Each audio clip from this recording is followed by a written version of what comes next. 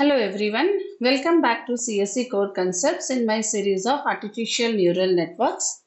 In this video, I am going to discuss about a very famous neural network model that is called as the MCP neuron model, also called as McCulloch-Pitts neural model. Now, in my last video in the discussion about the artificial neural networks, I had discussed about two scientists who had devised the started with the first model. That is in the year 1943. They were proposed by Warren McCulloch. He was a neuroscientist, and Walter Pitts, he was a logician. So in 1943, they created a model where the main feature was that they were saying that the sum of the input is compared to a threshold value which will determine the output. Okay, so whatever inputs you have, you sum them up. Okay, so if your value is greater than that one threshold value, then you get some output. Understand? So let's say when the sum is greater than or equal to the threshold, let's say the output is 1, and if the sum is less than the threshold value, let's say the output is 0. So if I am taking a function, you can see g is the aggregate of all the input which is given to a function f, which takes the decision based on the aggregation. So the function is saying that if your sum of x1, x2, x3, x4, whatever is greater than the threshold, then the output is 1. Otherwise, the output is 0. Now here we are assuming that the inputs which are being given, they are Boolean. Boolean means what values they will have? They can have only two values, that is 1 or 0. Similarly, output is also Boolean. That means either the neuron will fire. So if the neuron fires, it will be 1, output is 1. If the neuron does not fire, the output is 0. So here you can understand xn belongs to the domain 0 and 1. That means inputs are only Boolean and outputs are also only Boolean. That is either your neuron will fire or they will not fire. Let's take one example to understand this model. Okay, if I want to decide that whether I will watch a movie or not. Okay, now my inputs are, my requirements to watch a movie is 3 requirements. One is that type of the movie. Second is the director of the movie. Third is the actor. Let's say I want to watch a movie which is a comedy movie to be directed by David Dhawan and the actor should be Govinda. Understood? These 3 parameters I require to watch a movie. So what are my inputs? I have 3 inputs, x1, x2, x3. They are my 3 inputs. They will decide whether should I watch a movie or not. Now let's say the inputs which we discussed right now, 3 inputs, that is the type of movie, the director of the movie and the actor of the movie. Now inputs can be of 2 types. One is inhibitory input. Inhibitory input means whatever is the value of the input, the neuron will not fire. Let's say for example, if I am very much sick today, then whatever is the type of movie, whether it is comedy or not, whether the director is David Dhawan or not, whether the actor is Govinda or not, I am not going to watch the movie. Okay, so the neuron will not fire. In this case, the inputs are inhibitory inputs. Okay, and second is excitatory inputs, where if I combine all the inputs, they will cause the neuron to fire. So you can see here the summation of all the inputs, that is xi, where I is from 1 to n, is the summation gx. So if the value of gx is greater than the threshold, then the sum of inputs having value 1, then it will fire. If it is greater than the threshold, let's say the threshold is my theta. I am deciding the threshold as defining by theta. So if I am saying theta, it is greater, then it will fire. And if my sum, that is g of x, is the sum of all the inputs, if it is less than theta, the neuron will not fire. Okay, it will be g. They are called as excitatory neurons. So even if all the conditions for the movie does not satisfy, let's say my threshold theta is 2. Okay, so what were my three conditions to watch the movie? The type of the movie should be comedy, it should be directed by David Dhawan, and the actor should be Govinda. Now let's say for example I am getting a movie which is of type comedy. So my first input value is equals to x is equals to 1, x1 is equals to 1. Okay, second is my that the director is also David Dhawan. So my next input x2 is also equals to 1. But my third input, that is the actor in that movie, is not Govinda. So my x3 is equals to 0, right? Because that did not satisfy the condition. Now sum all the inputs. x1 plus x2 plus x3. First two matched, that is 1 plus 1, 2. They matched, but the third one is 0. Let's say my threshold value is equal to 2. Okay, so that means my total was 2. It is greater than or equal to theta, that is 2. Yes, my condition satisfied. So the neuron will fire. That means I will watch a movie. That means even if one of the criteria does not match. But suppose if I am very strict about my threshold, that my threshold should be equal to 3 only, that all three criteria should match, then in that case if any one of them fails to match, my sum is not equal to 3, I will not watch the movie. Okay, so this way the neurons fire.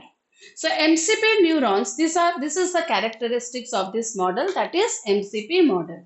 So MCP neurons can be used to implement different type of Boolean functions also. What type of Boolean function?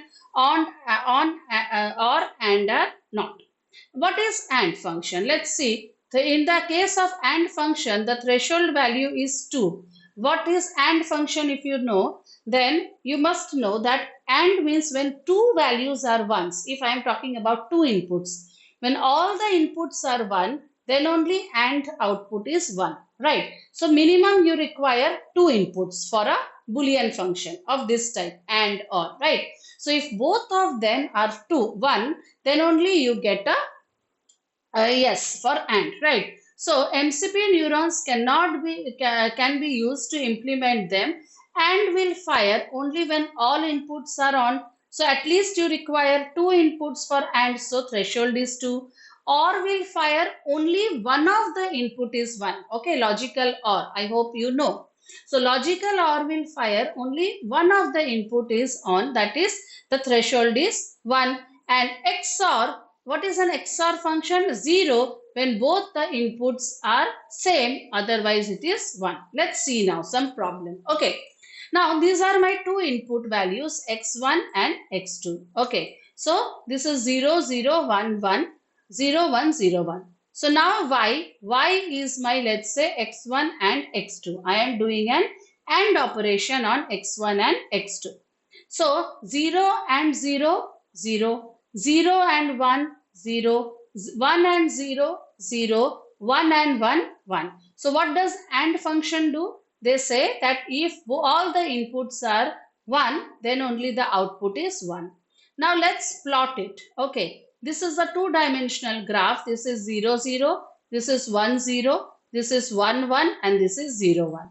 So these red points which I have showed, they are representing the output 0.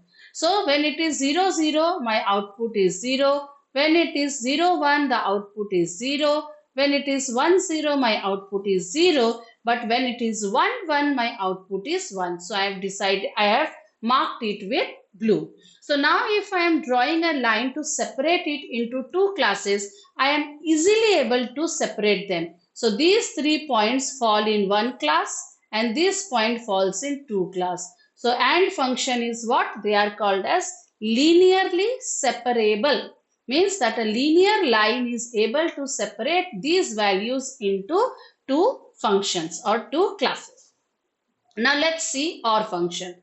What does OR function say? OR function says that when any one of them is 1, the output is 1. Okay, so 0 or 0, 0, 0 or 1, 1, 1 or 0, 1, 1 or 1, 1. Okay, so let's plot it. Plot the points so you can see for 3 cases your output is 1 and for one case it is 0. So anyway, this is also linearly separable. You draw a linear line and the points are and two classes are formed. Now let's see XOR function. What does XOR function do? XOR function says that when both the inputs are same, the output is 0. So 0 and 0, both inputs are same, the output is 0. 0 and 1, both the inputs are different, so the output is 1. 1 and 0, both the inputs are different, output is 1.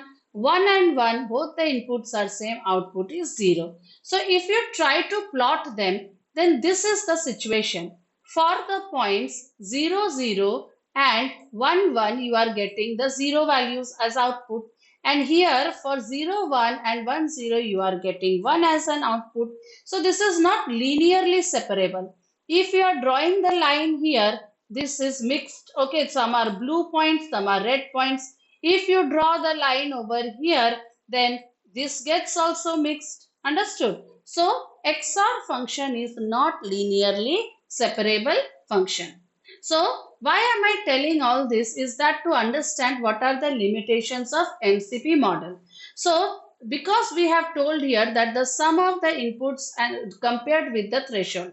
So the limitations what MCP neurons are, a single neuron cannot represent the XOR function or any other non-linear function. I just spoke about XOR function, okay, which is non-linear. There can be n number of functions which are non-linear. So if you are implementing some non-linear mathematical function, you cannot use MCP model. This was why I was trying to tell you, right? That means what the limitation of MCP model is that it is able to solve only linear functions. If there is some function, say there is some data which is of type non-linear, they cannot be solved using MCP model. Okay, this is a single MCP model, right? Then all the inputs contribute equally to the output. There was no concept of weights here, if you remember. All the three parameters, our director, actor and the type of movie, I did not give any weightage to anybody. I was just simply saying if they match, if they don't match. Understood? So we assume here that all the inputs are equally contributing to the output. Okay. The function needs to be hard coded by the user. It is not learning from the data. There is no training phase. I am finally giving the values and then it is learning, right? And all the problems we deal is not of Boolean type. The thing is that in all problems in our daily life or whatever training data, let's say for example, you are analyzing whether a patient has diabetes or not. Okay, so for diabetes, what data you require? You require its glucose levels. Okay, now is it mandatory that the glucose levels of a person is either 0 or 1? No, it is a continuous value. It can be 118, it can be 94. So all inputs cannot be Boolean in real life. Examples, understood? If you want to determine whether a student will get admission or not, is it that the inputs are zeros and ones? Never. Okay. So this is a limitation of the MCP model, that it was assuming that all the problems, all the inputs here are Boolean type. Let's say for example, I have a problem whether should I drill or not. It is an oil mining company and they have a particular place and they will first figure out whether drilling will give results or not. So drilling, whether to not, it depends on various parameters. Let's say pressure, salinity, aquatic life. Okay, all these things have to be seen before drilling. So pressure and salinity are not Boolean variables. Pressure is a continuous variable. Okay, rather they are real numbers. Understood? So in these type of cases, you cannot use the MCP neurons. But yes, you can say MCP model was a good start for the neural network. Later on, the refinements on the MCP model, whichever is the limitation, if we can overcome this limitation, then the model would be able to work. So these limitations were overcome by Frank Rosenblatt. So that is called as the perceptron model. So that in my next video, we are going to discuss about the perceptron model. So don't forget to like, share and subscribe to CSE Core Concepts. Stay tuned for more such informative videos. Thank you.